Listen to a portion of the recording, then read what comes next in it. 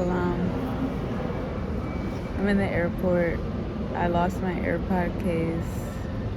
My flight is delayed by 4 hours.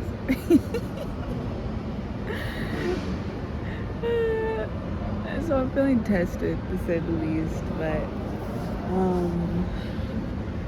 I smoked last night and slept for like 1 hour before my flight. Because I was mingling with the hostel folks, and now that I'm here and I'm tired as fuck, all I can say is no regrets.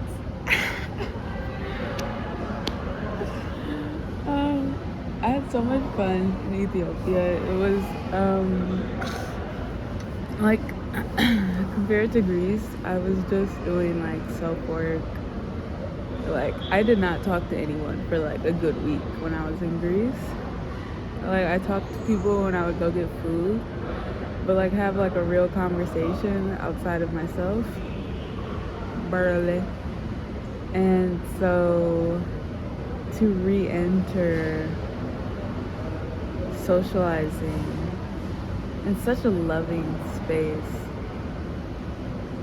and a space where I felt like accepted and very beautiful was it was really a blessing, and it was really an honor. So I got there on Monday. I came in early as fuck. I was waiting in the airport hella long because I was supposed to go on a tour. The guy canceled on me. He said his phone got stolen. I don't know if it's true. May God protect him and whatever has happened. So he cancels on me. Well, he doesn't even cancel on me. That was the most irritating part, because I was texting him like, oh, can you confirm for tomorrow? And he just doesn't say shit for real. So, or he did like the day before. Anyway, I was waiting for him until the time passed, and then like as soon as it hit, I was like, all right, fuck it, I gotta go find a taxi. Bruh, taking the first steps outside in a new country is like always so intimidating. In Greece, like everything, all the buildings are white, so like my first like real steps outside, I was like, oh my god, I'm blinded. Like it's just, it was always intense.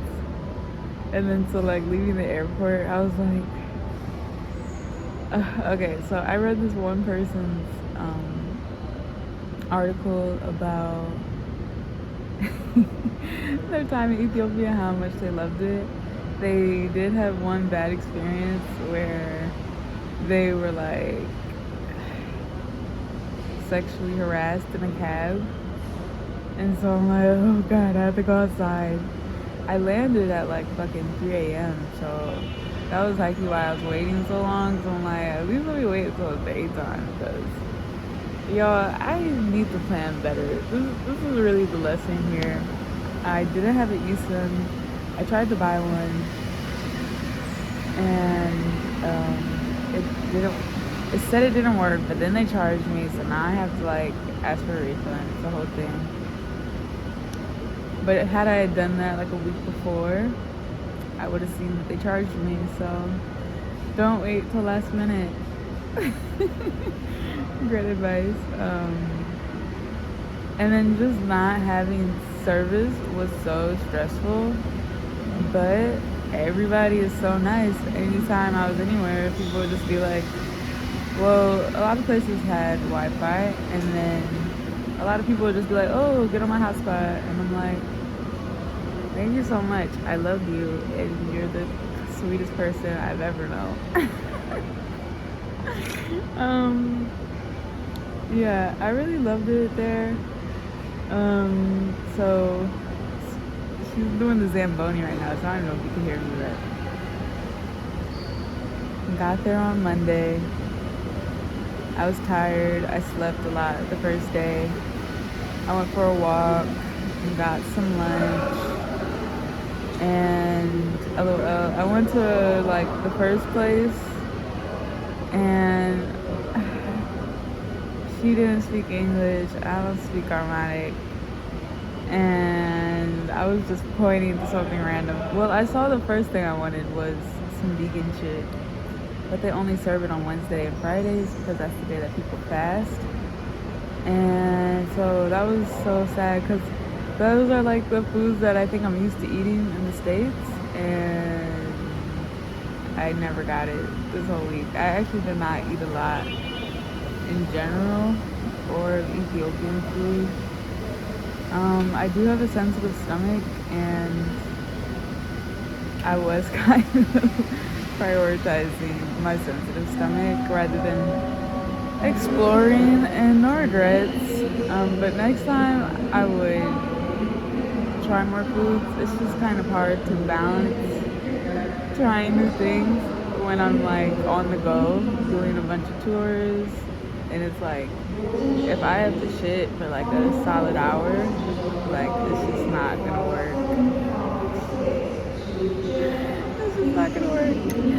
Because I have to go on a fucking hike in some mountains and caves and shit. Like it's just not gonna work. So that was my intention, and I'm grateful because I feel great.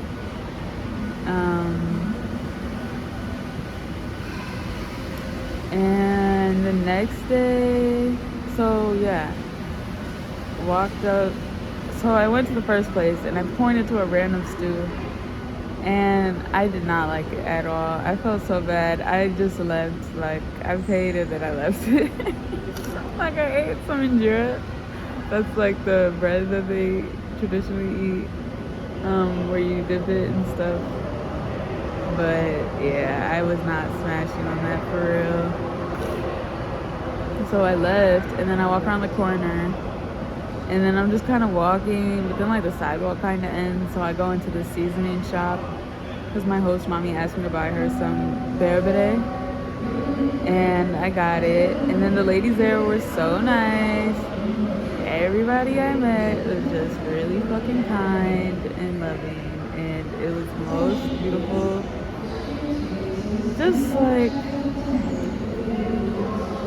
honestly, it was, I don't know, like the most,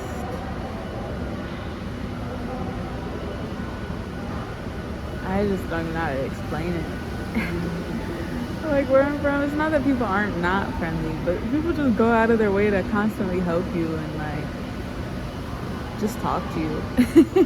Like get to know you. And I feel like I get that a lot from like men, really. Especially like since I've been in Italy, I feel like I only really be talking to men. And just feeling like love and sisterhood with like my sisters on the other side of the world. It's just a crazy experience. So I ended up asking the people that I bought the seasoning from where because it's so funny. I've been wearing my hair wrapped a lot for the past few days, and so but then whenever I would walk around, or like half the time, like the lady was like, oh, you have locks? I'm like, my hair was loose too, like I got it done. So I'm like, oh, you would see his curly hair, and she was like, oh, you have locks? I'm like, how do you even know? Like, you're so good at this. And but I'm like, yeah. And I'm like, do you know anyone that does hair like my hair? And I think it was her daughter. She pulled up someone on TikTok, and I set up an appointment. And then the next day, what did I even do? Time is such a construct, bruh.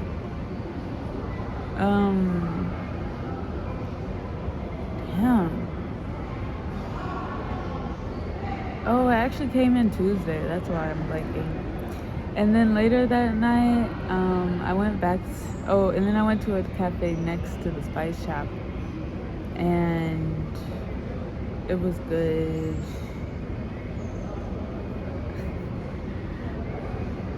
remember what I got actually. Oh, I got rice. I ate a lot of rice this week because I love rice, and in Italy they don't really eat rice. It's kind of interesting. My host mom will cook it every now and then, but I just never really see it anywhere. I actually do eat it quite a bit because I be going to like there's a Pakistani food spot, and they have really good rice. So I actually do eat rice a little bit, but I love rice. It's my favorite, one of my favorite foods. So yes, I ate a lot of rice while I was out there, even though I don't think it's really a big part of their tradition. And then it was like a vegetable rice. It was actually really, really good. It's like, I would say like top 3 rice I ever had. And I went back to the hostel, took a nap, woke up. One of the girls in the hostel, shout out to Harriet, was just super nice, and I feel like she was low-key like, why are you asleep? Like, you gotta get ready for tomorrow. And I'm like, ugh, I just want to sleep. But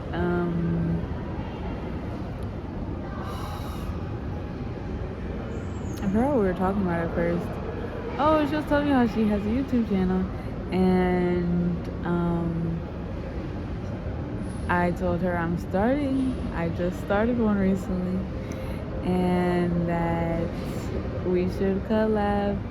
And so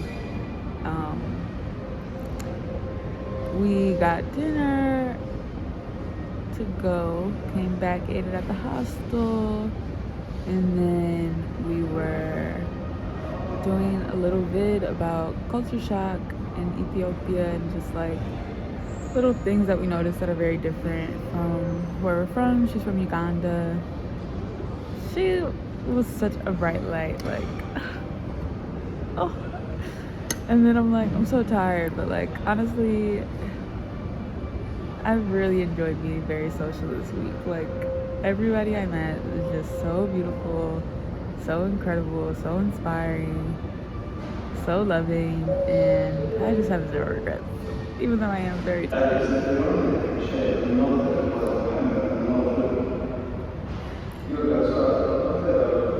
So after we filmed our little vid, and also look out for that, maybe I'll link it in my bio if it's out. After we filmed our vid, we came back. Oh, I went to bed. And then the next day, I headed to Lalibela, and this was crazy. So, get on an airplane,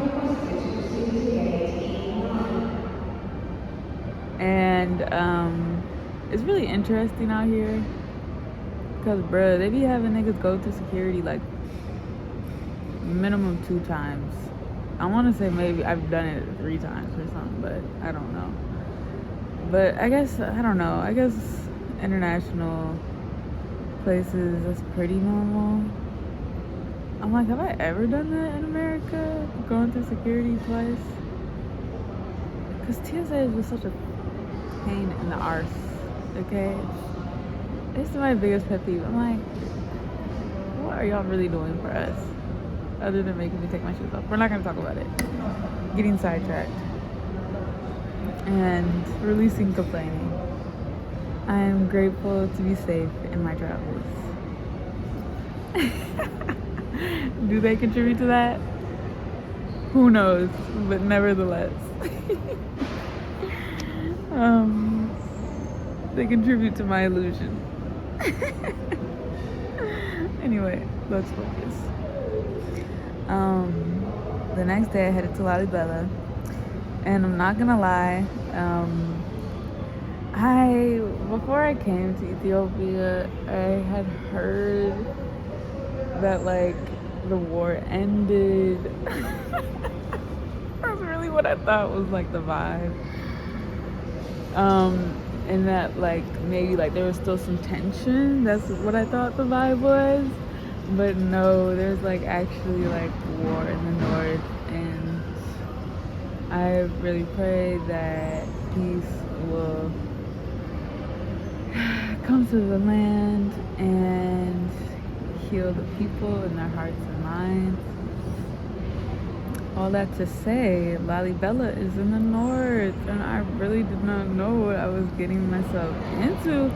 But as soon as I came like from the airport, I don't know, this was really interesting. Like, because when I was in the taxi going to my hostel for the first time, I told my taxi driver, oh, so he was a whole character. Oh my gosh.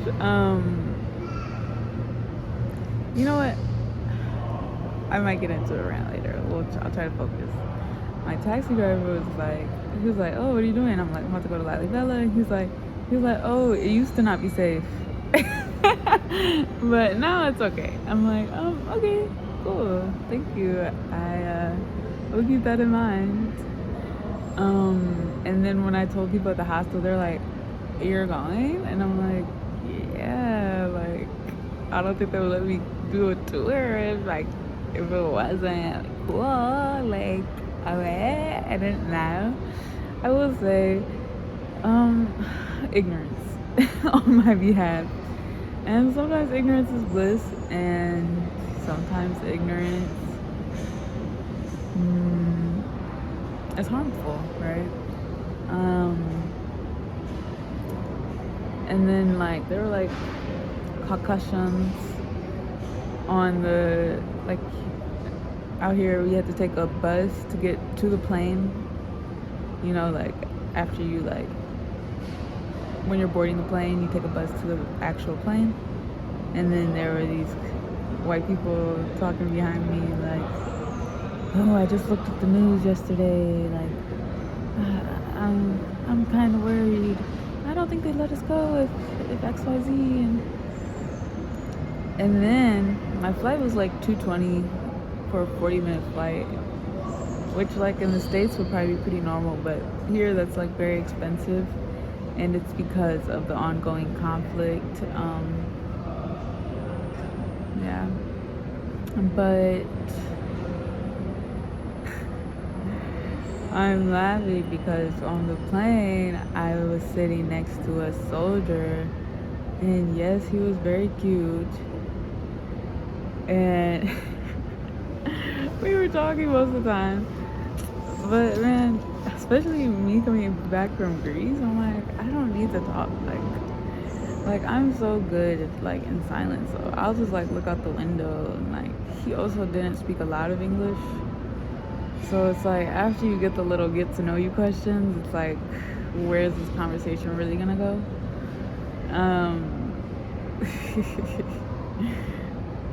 I'm sorry. My biggest pet peeve is when boys be like, show me some pictures in your phone.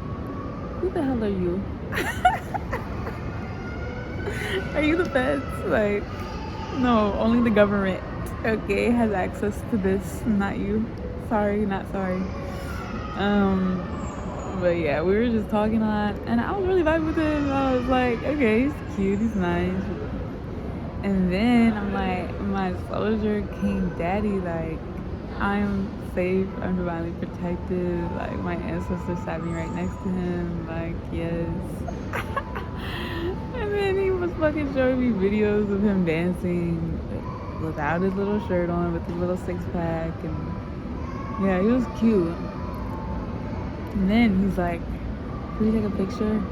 Usually when boys ask me to take a picture with me, I say no. But I'm like, this is a nice, sweet moment, okay?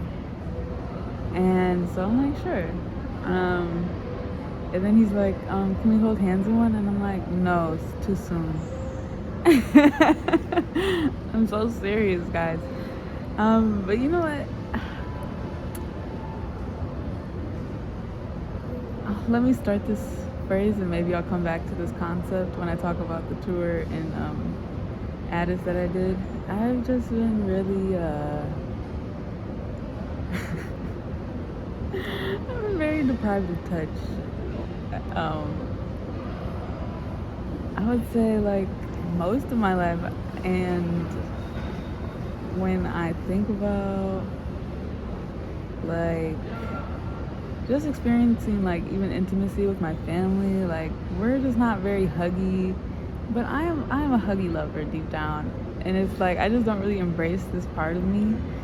So like, and then that's another thing about having gone there, like that is very much the culture there, like especially, and I think it's rude because I don't like when people be touching me, bro, because I'm like, who the hell are you? You're not my mom, why are you touching me? She doesn't even really be touching me, so what is happening? But but like when I was in the airport, like everybody would just like push up on you. I'm like, bro, we're all gonna leave. Like, what is happening? And then that's like when I have to like stay grounded that I can't follow her mentality. But yeah, just out there like people are very touchy, and I was just super aware of it because, like I said, I really, especially spending a whole week by myself. I'm like, who the is touching me? Like, what is happening? So that was just different.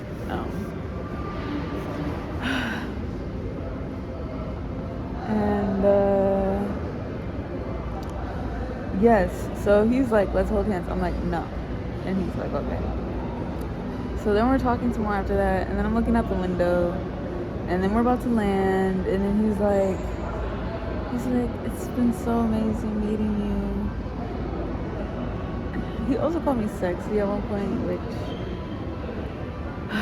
when I was little, I used to really be insecure because this is so funny when I think back to it, because when he said this and I was reflecting on it, this like unlocked this whole like memory for me. But people like, especially in my church, would always call me like so cute, you're so pretty, you're so cute. And so